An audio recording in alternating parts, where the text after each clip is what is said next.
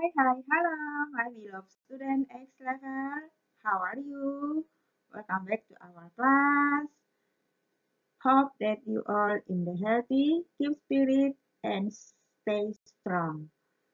Now we are going to start our study. Let's pray. Our Heavenly Father, thank you for your kindness, thank you for your blessing. Now we are going to start our study. Please bless and guide us so that we can understand what we learned today. In the name of Jesus Christ, we pray to you. Amen. Oke, kita kembali lagi ke topik tematik hari ini, tema 6, panas dan perpindahannya, subtema 1, suhu dan kalor, pembelajaran 3 dan 4. Are you ready? Hope that you're happy and enjoy this time. Let's get started. Tujuan pelajaran yang harus kita capai hari ini, pertama, menjelaskan ciri-ciri teks eksplanasi, menjelaskan langkah-langkah membuat teks eksplanasi, mengidentifikasi interaksi manusia dengan lingkungan alam, menjelaskan pengaruh interaksi manusia dengan lingkungan alam, menjelaskan makna hak sebagai siswa dan warga negara, menjelaskan macam-macam kewajiban siswa dan warga negara. Sekarang mari kita lanjutkan dan anak-anak perhatikan berikut ini. Menurut anak-anak di rumah, kira-kira kegiatan apa sajakah yang akan terbantu dengan adanya sinar matahari? Ya, tentunya para petani seperti petani gabah ketika menjemur gabah sangat membutuhkan sinar matahari yang terik. Begitu juga dengan petani garam. Bagi banyak orang seperti para petani dan pembuat garam atau para pembuat ikan asin, panas dan sinar matahari sangat diperlukan untuk kelangsungan mata pencaharian mereka. Nah, anak-anak, alam menyediakan segala sesuatu untuk dapat dimanfaatkan manusia untuk memenuhi kebutuhan hidup kita sehari-hari dan juga untuk kegiatan ekonomi. Nah, khususnya di negara kita, Indonesia, sumber daya alam sangat melimpah dan sinar matahari sangat dibutuhkan. Nah, seperti apa pemanfaatan sumber daya alam di Indonesia? Contohnya di dalam pengolahan garam. Nah, anak-anak boleh melihat buku di halaman 16 dan 17 bagaimana pengolahan garam. Nah, semua kita membutuhkan garam. Garam itu termasuk kebutuhan pokok, khususnya di dalam makanan yang kita konsumsi setiap hari. Anak-anak baca di rumah ya, dibuka bukunya. Nah, teks pengolahan garam itu termasuk teks eksplanasi. Nah, anak-anak kita sudah belajar teks eksplanasi kemarin. Di dalam teks eksplanasi ada ciri-cirinya. Apa saja ciri-ciri teks eksplanasi? Yang pertama, memuat informasi berdasarkan fakta. Kedua, berisi informasi yang bersifat keilmuan. Ketiga, bersifat informatif. Tidak ada unsur memengaruhi atau membujuk pembaca terhadap hal yang dibahas. Jadi dia hanya murni membeberkan fakta-fakta sebagai pengetahuan bagi pembaca dan bagi masyarakat. Yang keempat, menjelaskan proses terjadinya fenomena alam atau sosial, dan di dalam teks eksplanasi juga terdapat langkah-langkah atau tahapan-tahapan yang dijelaskan. Oke, nanti anak-anak berlatih di rumah, dibaca teks eksplanasi pengolahan garam, lalu anak-anak perhatikan ciri-cirinya, lalu anak-anak buat pertanyaan-pertanyaan dan penyebab-penyebabnya sudah dijelaskan di dalam teksnya. Oke, semangat! Sekarang, selain ciri-ciri di dalam teks eksplanasi, ada juga langkah-langkah membuat teks eksplanasi. Contohnya sudah ada di textbook. Nah, kalau anak-anak nanti mau membuat teks eksplanasi sendiri, ada langkah-langkah yang perlu diperhatikan. Langkah yang pertama, harus menentukan topik yang akan dibahas. Misalnya topiknya apa? Gempa bumi kah, gerhana matahari, atau misalnya kalian tertarik dengan topik penyebab jatuhnya pesawat Sriwijaya. Nah, tentukan topiknya. Lalu kemudian cari informasi yang akan dibahas. Dan yang ketiga, harus membuat kerangkanya dengan membuat pernyataan umum tentang hal yang akan dibahas, lalu dikembangkan menjadi paragraf-paragraf. Yang berikutnya, kembangkan teks yang sudah dibuat dengan menambahkan informasi umum yang telah disusun di dalam paragraf itu, dan kemudian berikan kesimpulan berdasarkan pernyataan umum dan deretan penjelasan yang sudah dimuat di dalam paragraf-paragraf yang anak-anak buat atau yang kita buat. Nah, itu tadi ciri-ciri teks eksplanasi dan langkah-langkah membuat teks eksplanasi. Oke. Eksplanasi selain tadi pengolahan garam, juga efek rumah kaca. Nah, teksnya sudah ada di buku anak-anak, boleh melihatnya di halaman 22 dan 23. Anak-anak baca ya, itu adalah contoh teks eksplanasi. Nanti anak-anak boleh berlatih membuat teks eksplanasi sendiri, supaya anak-anak semakin pintar dan kreatif. Nah, efek rumah kaca itu terjadi karena sebagian panas bumi dipantulkan oleh bumi keluar atmosfer, dan itu juga dapat mengakibatkan pemanasan global karena sinar matahari itu tertahan atau dia terperangkap di permukaan bumi sehingga suhu bumi semakin meningkat dan terjadi perubahan cuaca dan perubahan iklim dan ketidakseimbangan ekosistem sehingga banyak terjadi perubahan. Anak-anak baca ya di bukunya. Nah, efek rumah kaca ini sangat mempengaruhi juga kegiatan perekonomian, kegiatan manusia, khususnya di dalam berinteraksi dengan alam dan lingkungan, sehingga kehidupan manusia juga ikut berubah. Oke, nah, pengaruh interaksi manusia dengan lingkungan alam, karena manusia tidak hanya berinteraksi dengan manusia saja, tetapi juga berinteraksi dengan lingkungan alam, bahkan juga dengan hewan, karena dari lingkungan alam kita membutuhkan kebutuhan kehidupan yang kita butuhkan. Contohnya, nah, manusia berinteraksi dengan lingkungan alam. Di dalam lingkungan alam, Tuhan menyediakan banyak sumber daya alam yang menjadi kebutuhan kita dan yang harus kita kelola. Misalnya, manusia berinteraksi dengan alam dengan bertani, dengan berkebun, dengan beternak. Nah, beternak manusia berinteraksi dengan alam, juga dengan hewan. Kemudian, kegiatan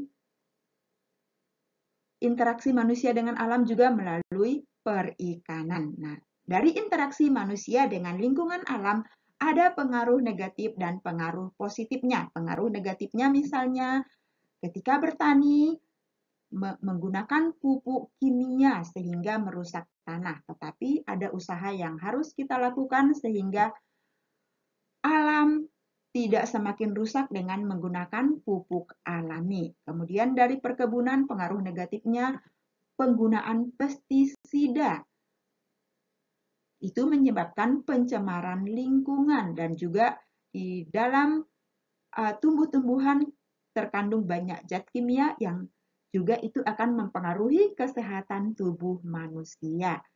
Nah, kita dapat mengatasinya dengan penggunaan musuh alami yaitu hama tanaman. Di dalam peternakan misalnya itu memberikan dampak pengaruh negatif yaitu pembuangan limbah peternakan misalnya ke sungai sehingga menyebabkan sungai kotor atau sungai bau. Sehingga ketika dimanfaatkan manusia menyebabkan kesehatan manusia terganggu karena mengonsumsi air yang kurang bersih. Nah, cara mengatasinya, limbah ternak dimanfaatkan untuk pupuk organik. Dari kegiatan interaksi perikanan, misalnya manusia dengan alam, Pengaruh negatifnya, limbah sisa pengolahan ikan menimbulkan pencemaran lingkungan, lingkungan kotor, lingkungan bau, yang juga dapat mengakibatkan kesehatan kita terganggu. Nah, cara mengatasinya, usaha untuk meminimalisir tidak terjadi pencemaran, yaitu tepung dan silas ikan atau tulang-tulang ikan itu dapat digunakan sebagai bahan pupuk yang digunakan untuk tanaman. Jadi, semua limbah, semua kotoran-kotoran itu dapat diolah kembali untuk dijadikan pupuk yang tidak mengandung banyak unsur atau bahan kimia. Oke, itu tadi pengaruh interaksi manusia dengan lingkungan alam. Karena lingkungan alam, di dalamnya terdapat sumber daya alam untuk kebutuhan kita, maka kita memiliki hak dan kewajiban di dalam berinteraksi dengan alam.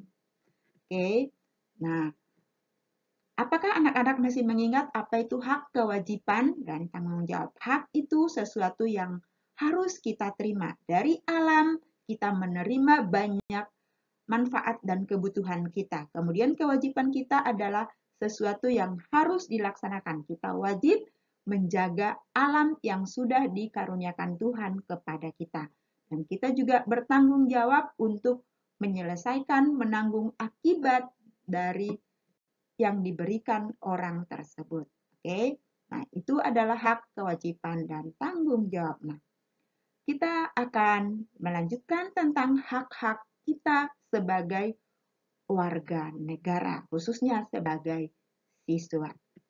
Nah, hak dan kewajiban kita sebagai siswa yaitu pertama mendapat pendidikan, membaca dan meminjam buku di perpustakaan, menggunakan fasilitas sekolah, mendapat apresiasi atau penghargaan atas prestasi yang dicapai, kemudian mendapat bimbingan dari guru, mendapat ilmu agama dan keterampilan di sekolah, mendapat perlakuan adil dari seluruh warga sekolah, kemudian berhak mendapatkan nilai dari hasil belajar. Nah, masih banyak lagi hak-hak siswa. Ini hanya beberapanya saja.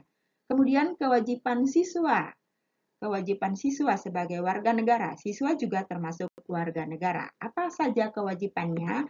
Yaitu mengikuti seluruh kegiatan sekolah, meninggalkan sekolah setelah kegiatan berakhir. Nah, karena sekarang adalah belajar online, maka anak-anak meninggalkan atau menyelesaikan dulu semua kegiatan belajar mengajar, baru kemudian melakukan kegiatan lain. Jangan dilakukan kegiatan yang merupakan hobi tapi tugas sekolah ditunda. Itu tidak baik ya. Kemudian kewajiban siswa adalah menjaga ketertiban dan keamanan sekolah. Lalu hadir di sekolah sebelum bel berbunyi, mengikuti upacara bendera, memakai seragam sekolah sesuai dengan hari yang telah ditentukan, melengkapi diri dengan keperluan sekolah, memelihara seluruh fasilitas yang ada di lingkungan sekolah. Nah, ini tadi hak dan kewajiban siswa. Kemudian ada juga hak dan kewajiban sebagai warga negara, yaitu kewajiban terhadap negara, hak-hak kita dari negara yang kita terima. Apa saja? Nah, ini adalah hak dan kewajiban warga negara. Yang pertama, setiap warga negara berhak mendapat perlindungan hukum. 2. Mendapat pekerjaan dan penghidupan yang layak. 3. Mendapat kedudukan yang sama di mata hukum. Semua ya. Tidak hanya kaya miskin, setiap orang mendapat kedudukan yang sama di mata hukum. Kemudian bebas memeluk agama dan keyakinan yang dipercayai. Jadi tidak ada paksaan untuk memeluk agama yang kita percayai.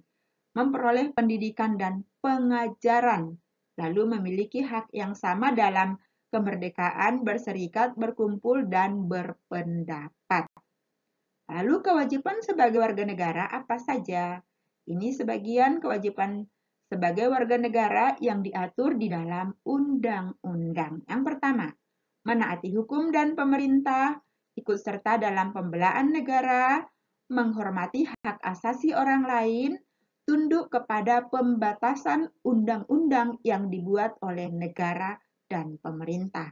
dan ikut serta dalam usaha pertahanan dan keamanan negara. Nah, itu tadi hak dan kewajiban warga negara. Setiap kita harus mendapatkan hak, tetapi jangan lupa laksanakan kewajiban. Kita tidak berhak menuntut hak jikalau kita tidak melakukan kewajiban kita. Oke? Anak-anak, kita sudah belajar tentang hak dan kewajiban, kita sudah belajar tentang ciri-ciri teks eksplanasi, langkah-langkah teks eksplanasi, dan interaksi manusia dengan lingkungan alam. Lalu, tugas kita hari ini apa? Nah, anak-anak latihan di rumah menjawab soal-soal, dan tugas hari ini adalah anak-anak membuat produk atau membuat poster tentang pohon kewajiban. Anak-anak buat dengan kreatif, gambar dulu pohonnya, lalu tempelkan kewajiban-kewajiban di dalam posternya. Silakan buat sekreativitas anak-anak. Waktunya 2 hari, paling lambat dikumpul hari Jumat 15 Januari 2021. Kerjakan dengan baik ya, dan kirimkan. Boleh difoto atau boleh kamu videokan sambil kamu jelaskan, postermu juga boleh. Oke, buat dengan sebaik-baiknya. Buat karyamu yang terbaik dari dirimu. Oke? Selamat semangat. Sampai di sini pembelajaran. Our Heavenly Father, thank you for your kindness, thank you for your blessing. Now we have done our lesson today. Please guide and help us to keep what we learned today and to apply in our life. In the name of Jesus Christ, we pray to you. Amen. Thank you for your attention. Cheerio. Bye-bye.